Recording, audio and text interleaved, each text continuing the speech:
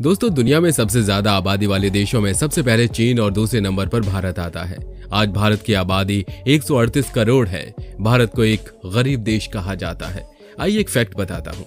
भारत की 68.8% आबादी प्रतिदिन $2 से कम में गुजारा करते हैं। वहीं इसमें से 30% लोग केवल $1.25 में ही एक दिन काटते हैं। गरीबी की संख्या में देखा जाए तो आज भारत में कुल 13.4 करोड़ लोग गरीबी में रहते हैं। दोस्तों, आज भी भुखमरी के कारण हर साल लगभग 3 लाख से भी ज्यादा लोग मर रहे हैं। बेरोजगारी की बात की जाए तो आज भारत में 53 मिलियन यानी 5 करोड़ से भी ज्यादा जनसंख्या बेरोजगार है। उनके पास नौकरी नहीं है। दोस्तों, ये सब कुछ सुनने के बाद एक सवाल उठता है कि आखिर भारत में इतनी गरीबी और बेरोजगारी क्यों है।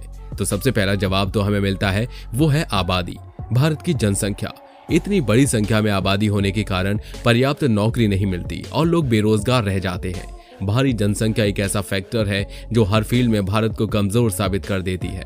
मगर दोस्तों, इन सब के विपरीत एक और सबसे बड़ा सवाल पैदा होता है कि अगर भारत अपनी जनसंख्या के कारण इतना पीछे है तो फिर चाइना, जिसके पास भारत से भी ज्यादा जनसंख्या है, वो इतनी तरक्की कैसे कर सकते हैं। दोस्तों, आज से 42 साल पहले चीन भारत से काफी पीछे था और भारत से कहीं ज्यादा गरीब भी था। फिर बीते सालों में ऐसा क्या हुआ कि चाइना इतना आगे निकल गया और भारत पीछे रह गया। भारत में लगभग 60 करोड़ नौजवान हैं और बहुत मजबूत अर्थव्यवस्था भी है, मगर फिर भी हम चीन से पीछे क्यों हैं। दोस्तों, ऐसे ही कई और सवाल आपके मन में भी उठ रहे होंगे। आज के वीडियो में हम आपको उन्हीं सवालों के जवाब देंगे। आज हम आपको बताएंगे कि आज से 40 साल पहले भारत से भी ज्यादा गरीब देश था चीन। उसने ऐसा क्या किया कि वो दुनिया भर में फैक्ट्री का राजा कहलाने लगा। दोस्तों, इस वीडियो को बिना स्किप किए अंत तक जरूर देखिएगा ताकि आपको भी पता चल सके कि भारत में कैसे केवल भ्रष्टाचारी, घोटाला और लूट के कारण लोग जिस गरीबी में जी रहे हैं, वही चीन कमजोर और सस्ते माल बनाकर दुनिया को बेच रहा है। तो चलिए शुरू करते हैं। दोस्तों, चीन को आजादी 1949 में मिली थी और भारत को 1947 में, यानी कि चीन को आजादी भारत के 2 साल बाद मिली।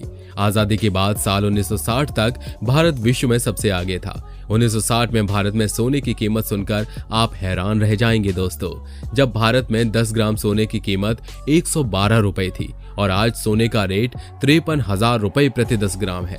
1960 के बाद भारत में भ्रष्टाचारी और लूट ने कदम रख दिया और इसी तरह धीरे धीरे ये बाकी के देशों से बिछड़ता चला गया। दोस्तों, दोनों देशों के इतिहास में ज्यादा फर्क नहीं है, मगर जब बात प्रेजेंट की हो तो हमें काफी फर्क दिखता है। तो चलिए सबसे पहले जानते हैं कि आज भारत और चीन में क्या अंतर है। 2019 के रिसर्च के एक डेटा के हिसाब से चीन भारत से 4.91 गुना ज्यादा रिच है। नॉमिनल पर कैपिटा इनकम में चाइना 72वें नंबर पर है तो इंडिया का 145 नंबर। आज वर्ल्ड में चाइना सेकंड बिगेस्ट इकोनॉमी है। 2020 में इंडिया का नॉमिनल जीडीपी $2,708 बिलियन है, तो वहीं चाइना का नॉमिनल जीडीपी भारत से लगभग 6 गुना ज्यादा यानी $14,722.84 बिलियन है। और वहीं 2 साल बाद आज 2022 में देखा जाए तो भारत का नॉमिनल जीडीपी $3,312.95 बिलियन पर है और चाइना का $18,013.40 बिलियन। दोस्तों, चीन अपने जीडीपी का करीब 2.5% हिस्सा सिर्फ रिसर्च, डेवलपमेंट और टेक्नोलॉजी को आगे बढ़ाने के लिए इस्तेमाल करता है। वहीं भारत रिसर्च डेवलपमेंट वर्क में केवल 0.8% जीडीपी खर्च करता है। भारत में प्रति व्यक्ति आय 1,12,000 है तो वहीं चीन में प्रति व्यक्ति आय 7,13,000 रुपए है। भारत में महंगाई दर 4.74% है जबकि चाइना में महंगाई दर केवल 2.48% है। दोस्तों, आज चाइनीज मार्केट दुनिया भर में फैली हुई है। हर एक बड़ी से बड़ी ब्रांड मैन्युफैक्चरिंग के लिए चाइना में ही फैक्ट्री खुलवाना चाहती है। मैन्युफैक्चरिंग, ट्रांसपोर्ट, इकोनॉमिक, तकनीक, डेवलपमेंट और न जाने किन किन फील्ड्स में चाइना भारत से कहीं गुना ज्यादा आगे है। दोस्तों, चाइना में ऐसी कार है जो 300 किलोमीटर प्रति घंटा रफ्तार से चलती है और उसकी तुलना में भारत में केवल 180 किलोमीटर प्रति घंटा रफ्तार से चलने वाली गाड़ियां हैं। दोस्तों, रेलवे को देखा जाए तो चाइना की ट्रेन की स्पीड भारत से कई गुना ज्यादा है। चाइना में बुलेट ट्रेन चलती है जबकि भारत में नॉर्मल इलेक्ट्रिक ट्रेन। दोस्तों, अब बात करते हैं लिटरेसी और एजुकेशन के बारे में। दोस्तों, चाइना में लिटरेसी रेट 96.8% है, यानी कि वहां 96.8% लोगों को एजुकेटेड माना जाता है। वहीं इंडिया में 77% लिटरेसी रेट है, मतलब 77% लोग ही एजुकेटेड हैं। दोस्तों, बात सिर्फ एजुकेशन रेट की नहीं है, एजुकेशन क्वालिटी की भी है। भारत में अंग्रेजों द्वारा बिठाया गया सिस्टम इनोवेशन के लिए सोच ही नहीं पाता। दोस्तों, अंग्रेजों ने जो एजुकेशन सिस्टम इंडिया में बनाया था उसने इनोवेशन को कभी इंपॉर्टेंस नहीं दी। इंडिया में लोग पढ़ना तो जान गए मगर चीजों को इन्वेंट करना नहीं जान सके। इंडिया अपने लिए एक ऐसा वर्क फोर्स तैयार नहीं कर पाया जो बढ़ते जमाने के साथ साथ इंडस्ट्री को संभाल सके।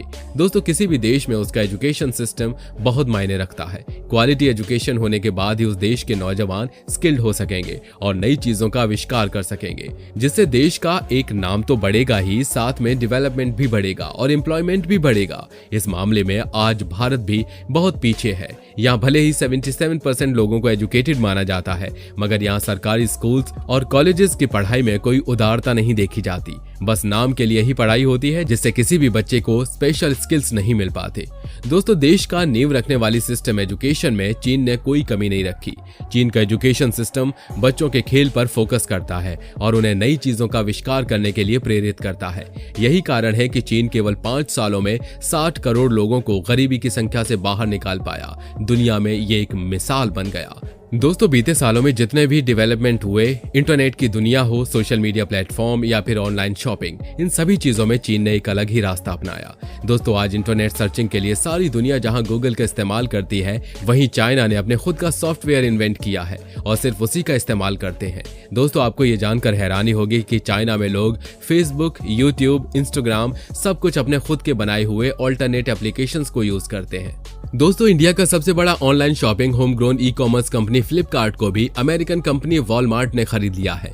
भारत में दूसरे नंबर पर ऑनलाइन शॉपिंग एप्लीकेशन का इस्तेमाल किया जाता है, वो है अमेज़न, और ये भी हमारी अपनी कंपनी नहीं बल्कि अमेरिकन कंपनी है।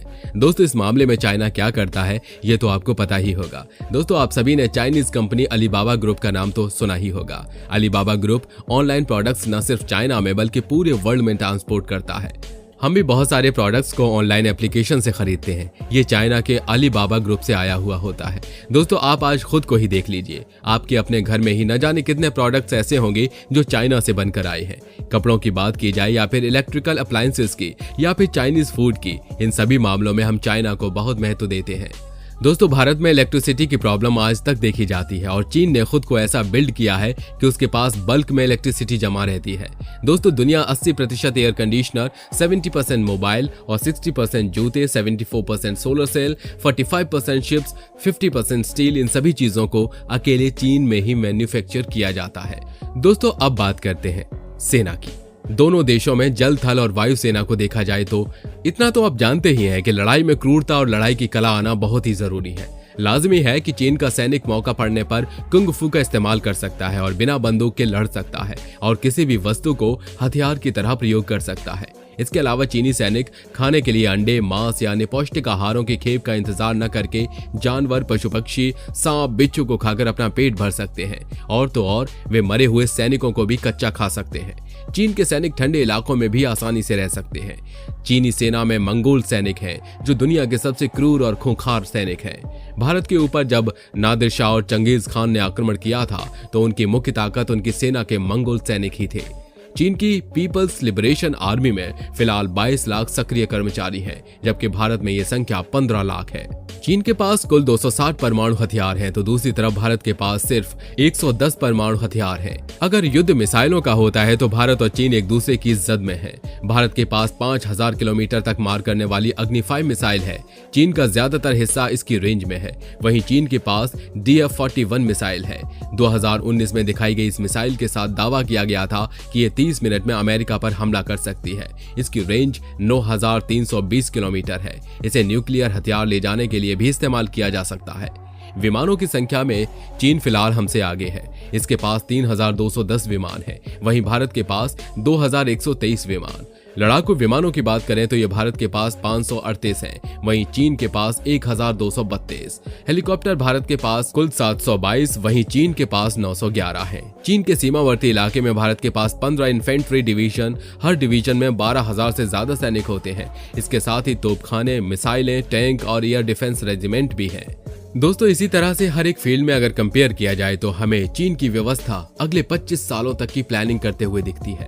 दोस्तों अगर हमें चीन को जवाब देना है तो सबसे पहले हमें चीन के चाइनीज प्रोडक्ट्स को खरीदना बंद करना होगा और भारत के बनाए हुए प्रोडक्ट्स को महत्व देना होगा। ऐसे में भारत एक दिन चीन को टक्कर देने लायक बन जाएगा और चीन से भी कहीं ज्यादा आगे बढ़ जाएगा। दोस्तों उम्मीद करते हैं कि आपके मन में जितने भी सवाल थे वो सभी क्लियर हो गए होंगे। अगर फिर भी आपके मन में कुछ सवाल रह गए हैं तो हमें कमेंट सेक्शन में जरूर बताइएगा। दोस्तों आपके लिए बड़ी मेहनत से बनाई गई इस वीडियो को लाइक करना बिल्कुल मत भूलिएगा और हमारे चैनल को सब्सक्राइब जरूर करिए ताकि जब भी हम इस तरह की इंटरेस्टिंग वीडियोस बनाएं तो वो आप तक सबसे पहले पहुंच सके। धन्यवाद।